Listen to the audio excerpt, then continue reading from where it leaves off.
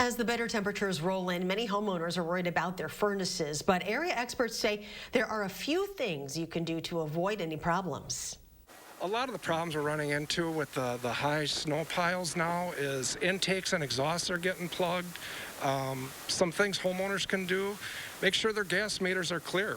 The intake and exhaust pipes are clear. Change batteries in their thermostat and check their filter. Rathard also tells homeowners and renters to leave the thermostat at one temperature. He says you should also check your filter at least once a month.